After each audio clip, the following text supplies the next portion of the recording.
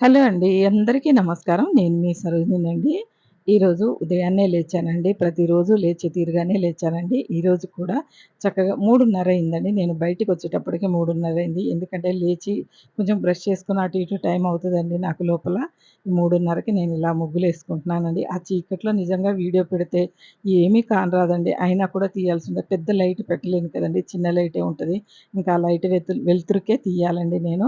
పెద్ద లైట్ పెట్టలేను. ఇంకా అందరికీ డిస్టర్బ్ అవుతది కదండీ! మెల్లిగా ఏదో చేసుకుంటూ ఉంటాను. ఇంట్లో పిల్లలు కూడా పడుకుంటారు కదండీ! అందుకని ఇలా మెల్లిగా చేసుకుంటూ ఉంటాను. అప్పుడప్పుడు మా వారు బయటకొస్తారు. ఒక్కతే చేస్తుంది గదా! అన్నట్టుగా బయటకొస్తారండి. ఊరికనే అలాగొచ్చి తిరిగి ఎళ్ళిపోతారు. నేను ముగ్గు వేసినంత సేపు కొంచెం మేలుకతోనే ఉంటాడు. ఎందుకంటే ఒక్కతే ఏస్తుంది కదా! బయట అని. మావోడు హాల్‌లో పడుకుంటాడు. ఇంకా వాడు కూడా కొంచెం అప్పుడప్పుడు నేను డోర్ కదిలిస్తూ ఉంటే ఏయడం, తీయడం కొంచెం అలికిడి ఉంటదండి వాడికి. కంపల్సరీ అలికిడి ఉంటది. అందుకనే నేను మెల్లిగా వేస్తున్నా అండి. వాళ్ళ నిద్ర డిస్టర్బ్ అవుతదని జెప్పి. ఇలా నేను పొద్దున పూట చక్కగా ముగ్గులేసుకునే టైము నాకు చాలా ఇష్టమండి. ఎందుకనంటే ప్రతి వాళ్ళకి ఇష్టమేనండి. కుదిరిన వాళ్ళకైతే ప్రతి ఆడదానికి ఈ టైం చాలా ఇష్టమండి.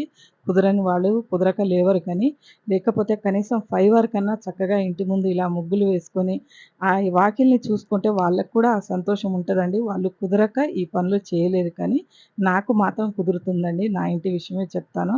ఇలా చక్కగా నేను బౌల్స్‌ని ఇరువైపులా ప్రతిరోజు అలంకరించుకుంటానండి. ఇంట్లో పూజకి ఒక్క పువ్వున్నా సర్దుకుంటానండి నేను. కానీ గుమ్మాలకి మాత్రం పువ్వులు లేకుండా చాలా బాధనిపిస్తదండి. లేని రోజైతే నేను ఉన్న రోజు చక్కగా అలంకరించుకున్నాను. లేని రోజు ఒక్కొక్క పువ్వైనా పెడతానండి. ఎలాగైనా కూడా ఒక్కొక్క పువ్వైనా ఉంచుకుంటాను నేను. ఒక ఎర్ర పువ్వన్నా, ఒక పసుపు పువ్వన్నా ఉంచుకుంటానండి. ఇలా బౌల్స్ చక్కగా ఇరువైపులా పెట్టి లోపలికొచ్చి పొయ్యి పూజ చేసుకున్నా అండి. చక్కగా క్లీన్ చేసుకున్నాను నైట్ అండి. ఎందుకంటే నైట్ చాలా పనులు చేసుకున్నానండి నేను. ఇలా పొయ్యి పూజ చేసుకొని చక్కగా పొయ్యి మీద పాలు వేడి చేసుకుంటానండి ఫస్ట్ మాత్రం. ఇలా నేను ఆవులొస్తాయని చెప్పి నిన్న పిండి దీపారాధన పెట్టాను కదండీ! అవి ఎక్కడో అలికిడి వినపడిందండి నాకు. ఇంకా గబగబా ఉరకాలనని చెప్పి ప్లేట్‌లో పెట్టినయి తీసుకొని ఉరుకుతూనే ఉన్నానండి. అవి మాత్రం ఎక్కడ ఆగిపోయాయో తెలీదు. మళ్ళీ ఇంట్లోకి తీసుకొచ్చానండి. ఈ వీడియో